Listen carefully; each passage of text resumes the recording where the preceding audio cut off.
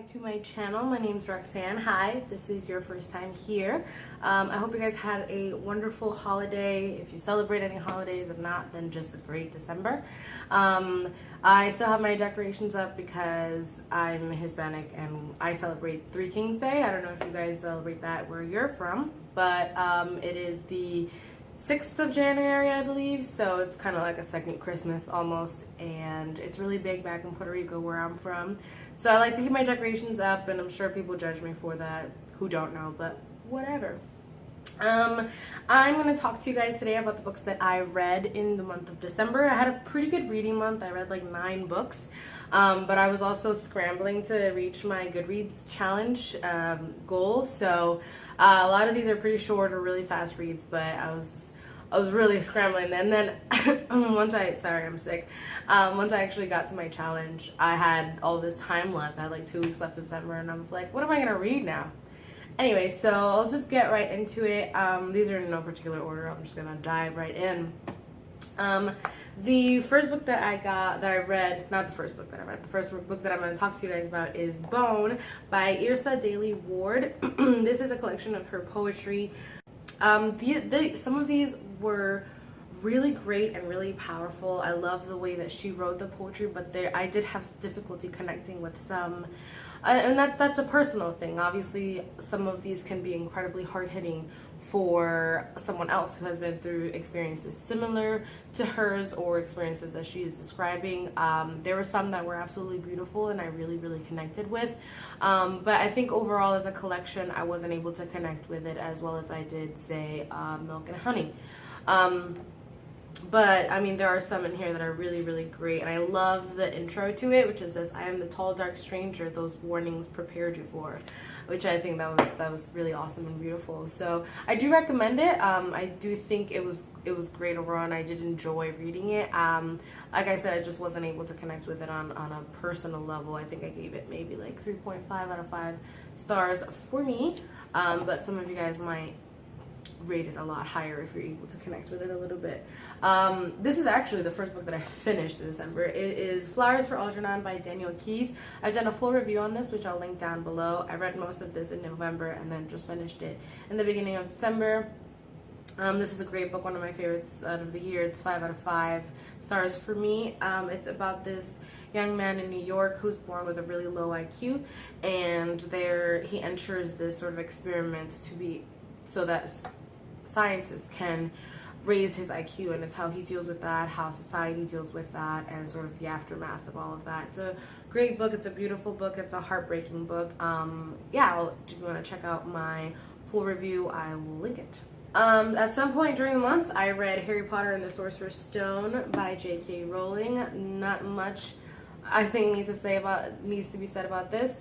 Harry Potter is my favorite book series of all time. It always will be. 5 out of 5 stars every single time that I read it.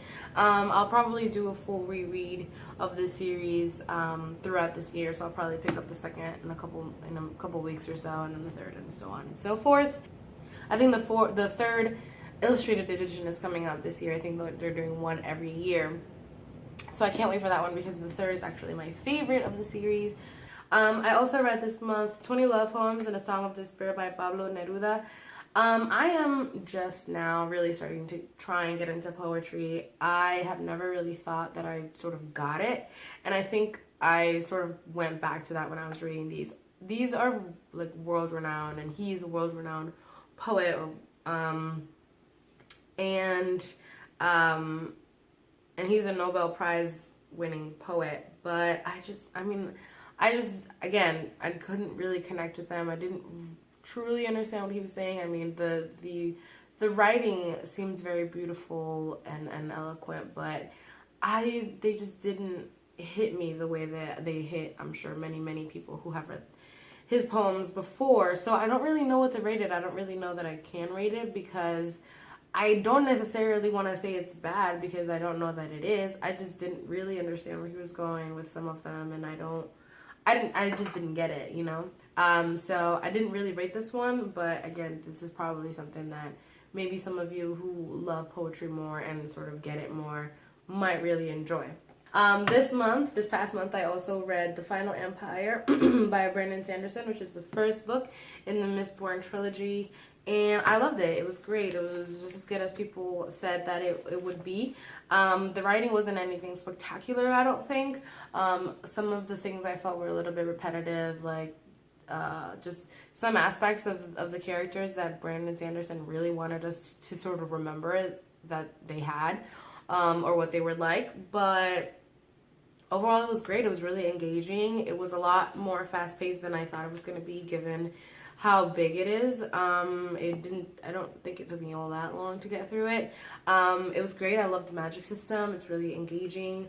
The characters were really good. I love all the political intrigue. I love any book that has a lot of political intrigue. I'm really gonna enjoy, and I love the world building. It was very atmospheric at times for me, so I do enjoy it. I did enjoy it, and I do recommend it. I think I gave this one a 4.5 out of 5 stars, and I have a readathon going on in January, so I don't know that I'll get to the second one in January, but I will probably pick it up in February, and then probably do the third one in March. But I really enjoyed it, and I do recommend it if you want to pick that up.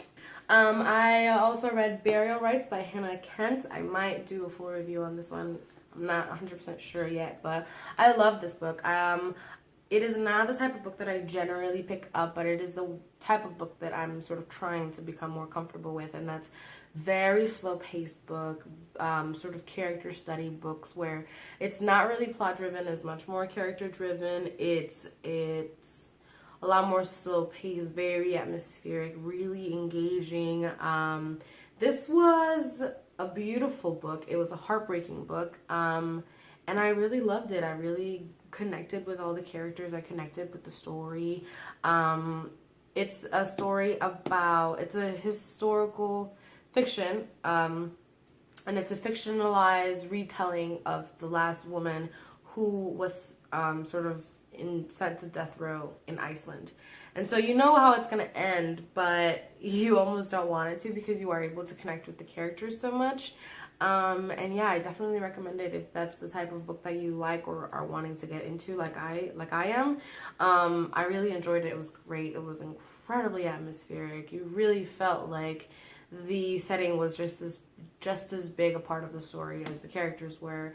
And I definitely needed to pick something a little bit different, and something that would sort of take me out of where my mind was at when I finished this one. So, and you might feel the same way when you read it, but it was worth it for sure. And I recommend it. I think I gave it a 5 out of 5 stars.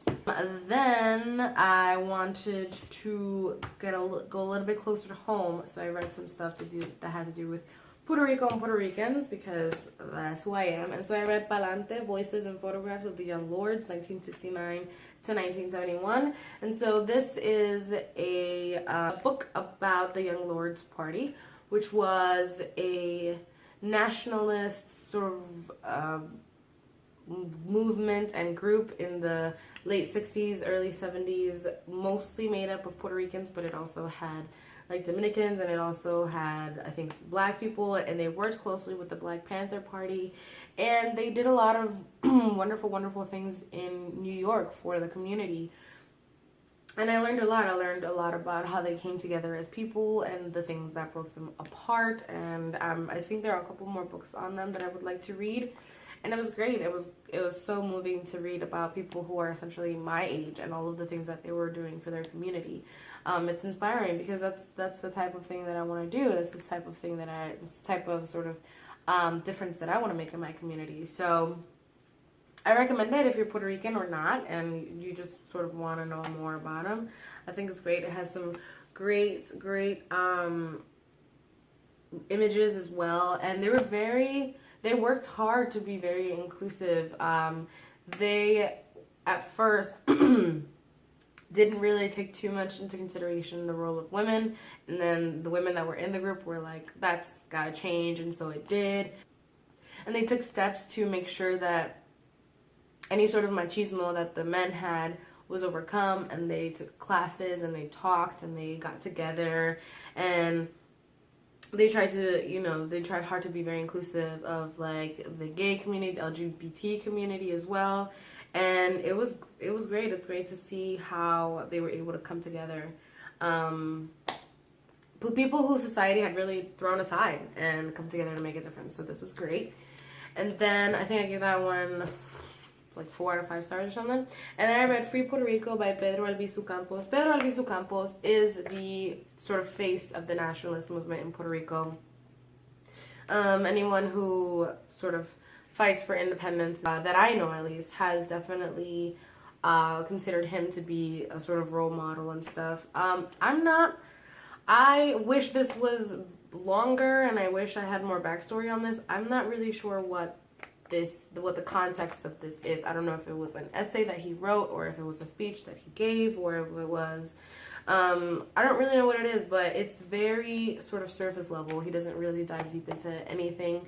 So it wasn't as hard-hitting as I sort of expected it to be, but it did give me some insight into who he was, into the beliefs that he had and with the Nationalist Party, or in the Independentista that's think or thought in Puerto Rico. So, and I did learn a little bit about some historical facts about Puerto Rico. So overall, I don't regret reading it, but I do wish it just like had more and was more. I think I gave this one like a 3 out of 5 stars or something.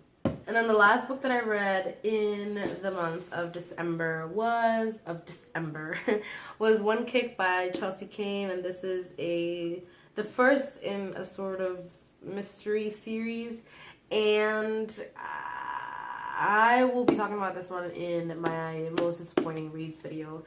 Up and like about 75% of the way through, it was like, oh, you know, this is cool. I'm enjoying reading it. It talks about some hard topics, but I'm liking where the story is going. I like the characters. I like their dynamic.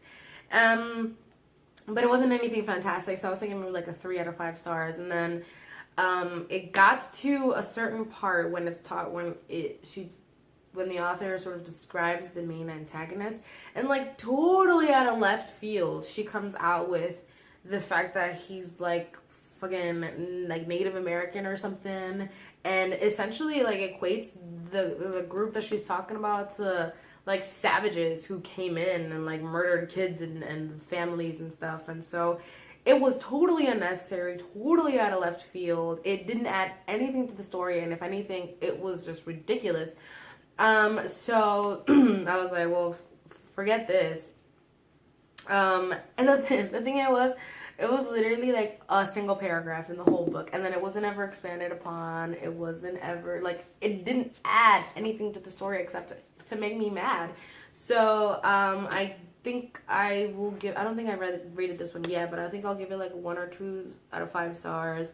Don't recommend. I'll talk more about it in my most disappointing reads, and I don't think I'll continue on with the series.